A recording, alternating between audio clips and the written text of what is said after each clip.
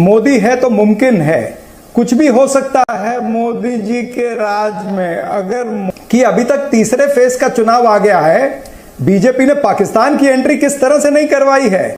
क्या क्या कहना क्या चाह रहे हैं भाई आप? इस प्रकार की बचकाना बातें। Hey guys, अस्सलाम वालेकुम। तो आज की वीडियो में रिएक्शन करने वाले हैं गोदी मीडिया रोस्टिंग पर। और भाई हम जो है ऐसी चला कर बैठे हुए हैं और यहाँ पर हम देखेंगे आराम से गोदी मीडिया की बेइज्जती। सही पकड़े हैं भाई, उस पर रिएक्शन करते हैं।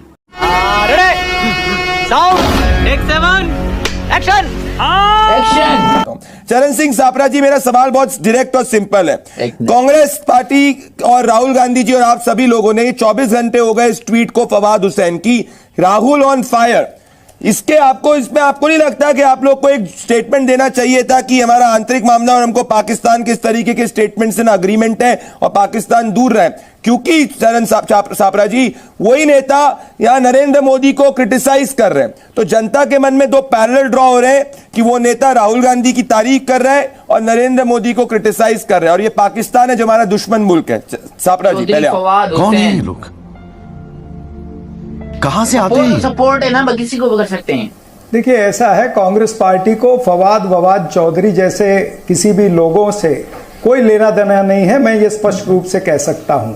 और चुनावी मौसम है, चुनाव की सरगर्मियों के अंदर मोदी है तो मुमकिन है, कुछ भी हो सकता है मोदी जी के राज में। अगर मोदी जी अपना चुनाव जीतने के लिए डोनाल्ड ट्रंप को पटा सकते हैं और हाउडी मोदी वहां अमेरिका में ऑर्गेनाइज कर सकते हैं, तो ये फवाद चौधरी क्या है? फवाद चौधरी तो एक तुच्छा सा कोई नेता है पाकिस्तान का, उसे तो ऑपरेशन खोके के तहत कोई भी भारतीय जनता पार्टी का नेता लपेट के कुछ भी कहलवा सकता है।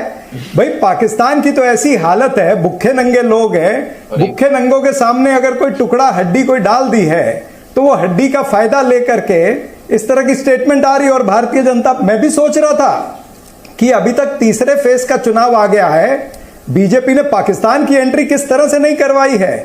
क्या कहना क्या चाह रहे हैं भाई आप? और आपको यह भी बता दूं कि बीजेपी का और नरेंद्र मोदी का पाकिस्तान से पुराना रिश्ता है। आपको याद होगा कि 2014 में जब पहली बार शपथ लेनी थी, तब देश के प्रधानमंत्री ने नवाज शरीफ को बुलाया था यहां पे एज अ स्टेट गेस्ट। उसके बाद में उनके जन्मदिन पे बिन बुलाए मेहमान बनकर के चले गए केक खाने के लिए। उससे पहले की अगर बात करूं तो लाल कृष्ण आडवाणी जो है, जिन्ना की मजार पर जाकर के माथा टेका और उनकी तारीफ की। अटल बिहारी वाजपेयी ने तो बस चलाई थी यहां से लाहौर तक, और अटल बिहारी वाजपेयी साहब तो गए थे वहां मीनारे पाकिस्तान पर भी जाकर। भाई, ये सारे जो लोग हैं ना, सिर्फ नफरत फैलाने वाले हैं और इनको चाहिए झगड़ा, हर बात पे झगड़ा चाहिए इनको लोगों को। और ये चाहते हैं कि पाकिस्तान और इंडिया के बीच में जो है ना ताल्लुकात अच्छे ना हो, सिर्फ लड़ाई की बातें हो। तो इनकी बातों में कभी भी मत आना।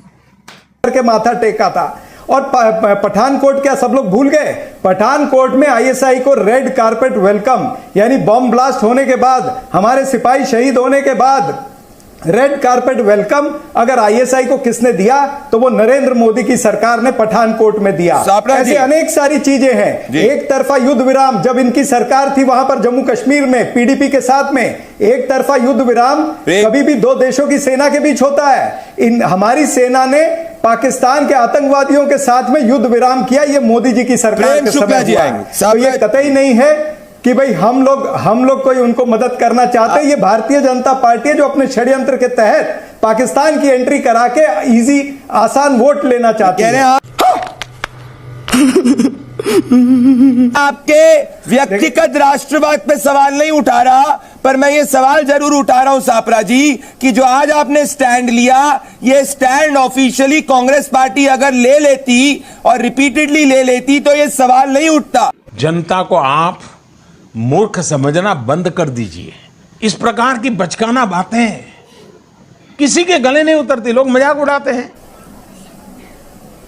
ना बिल्कुल, बॉल हमारी कोर्ट में नहीं है, हमने फिर इनकी कोर्ट में ही मैं फेंक दूंगा बॉल। देखिए, हमारे जब डॉक्टर मनमोहन सिंह प्रधानमंत्री थे, डॉक्टर मनमोहन सिंह एक भी बार पाकिस्तान गए क्या? मैंने तो दो प्रधानमंत्री बता दिए, नरेंद्र मोदी बता दिया, मैंने अटल बिहारी वाजपेयी बता दिया जो कि पाकिस्तान में गए। एक नवाज शरीफ के जन्मदिन पर बेगानी शादी में अब्दुल्ला दीवाना पहुंच गए और दूसरे वहां पर मीनारे पाकिस्तान पर माथा टेक करके आए। मैंने इनके deputy prime minister Lal Krishna Advani की बात की, इसके ऊपर इन्होंने कोई उत्तर नहीं दिया।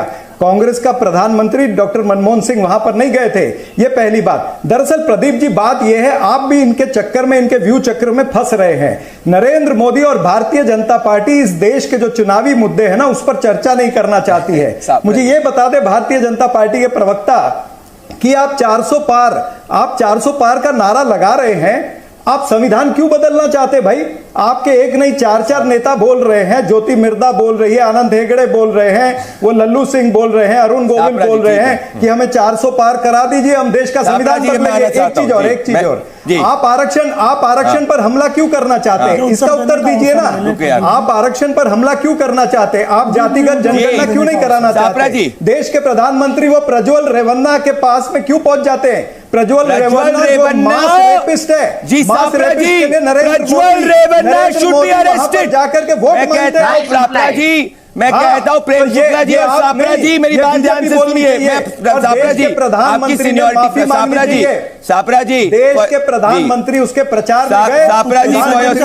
सापरा जी पूरे आज की वीडियो यहीं पर खत्म करते हैं। आपको अच्छी लगी होगी वीडियो, तो अच्छी लगी तो लाइक करें, सब्सक्राइब कर दें। मिलते हैं ऐसी रिप्लाई की, अगर और आप वीडियो चाहते हैं तो लाइक करें, सब्सक्राइब करें। मिलते हैं किसी नए वीडियो के लिए। अल्लाह हाफिज।